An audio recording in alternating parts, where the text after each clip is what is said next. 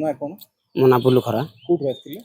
ଆମେ ଆସୁଛୁ କୋଡ଼ିଗାମାଳି ଅଞ୍ଚଳକୁ ଆସୁଛୁ ସାର୍। କଣ ଅସୁବିଧା ହେଇଛି କାହିଁକି ଆଜି?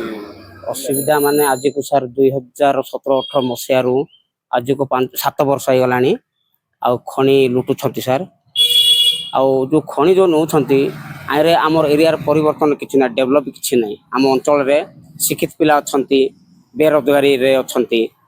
ଆଉ ତାଙ୍କେ ବାହାରିଆ ଲୋକ ଆସିକିନା କାମ କରୁଛନ୍ତି, କିନ୍ତୁ ଆମ ଲୋକାଲ ପିଲାଙ୍କୁ କିଛି କାମ ଦେଉନାହିଁ କମ୍ପାନୀ, କି ଅନ୍ୟ କୌଣସି ପେରିଫେରି ଡେଭଲପମେଣ୍ଟ ମଧ୍ୟ କିଛି ନାହିଁ।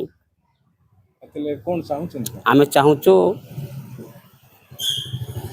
ଆଗରେ ଯେଉଁ ନେଉଥିଲା 3 ମିଲିୟନ ରେ ତ କିଛି ଉନ୍ନତି ହେଇପାରିଲାନି। ଏବେ 6 ମିଲିୟନ ସେ ନେଉଛନ୍ତି, ଆଉ କ'ଣ ଉନ୍ନତି କରିବେ? ତ ଆମ ଲକ୍ଷ୍ମୀପୁର ବ୍ଲକର ଚମ୍ପି ପଞ୍ଚାୟତରେ 16 ତାରିଖରେ ରଖାଯାଇଛି ଜନଶୁଣାଣି, 20ରେ ଜନଶୁଣାଣି ରଖାଯାଇଛି। ତ ତାକୁ ଆମେ ଭୋର ବିରୋଧ କରୁଛୁ।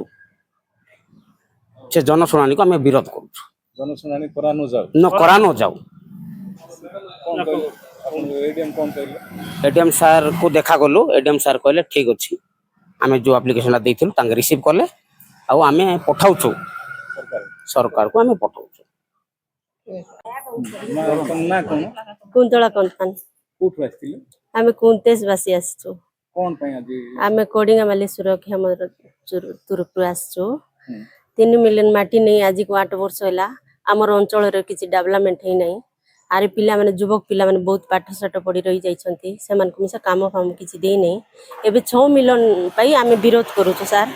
3 ମିଲିୟନ ପାଇଁ ତ ଆମକୁ କିଛି ସୁବିଧା କଲାନି, 6 ମିଲିୟନ ନେଇ ଆମର ଅଞ୍ଚଳକୁ କ'ଣ ଡେଭଲପମେଣ୍ଟ କରିବ, ସେଟା ଆମେ ବିରୋଧ କରୁଛୁ।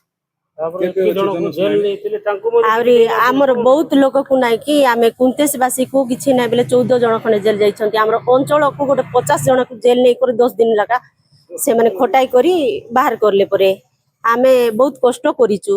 ଯେ ମାତ୍ର ହେଲେ ମଧ୍ୟ ଆମର ହକ୍ ଆଜି ଯାଏ ଆମେ ପାଇପାରିନୁ। ତେବେ ଆମେ ସେ 6 ମିଲିୟନ ମାଟି ପାଇଁ ଆମେ ବିରୋଧ କରୁଛୁ।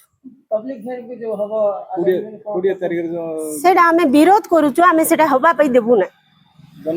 ହଁ ଦେବୁ ନା, ଆମେ ବିରୋଧ କରୁଛୁ। ଅଞ୍ଚଳବାସୀ ଆମେ ସମସ୍ତେ ବିରୋଧ କରୁଛୁ।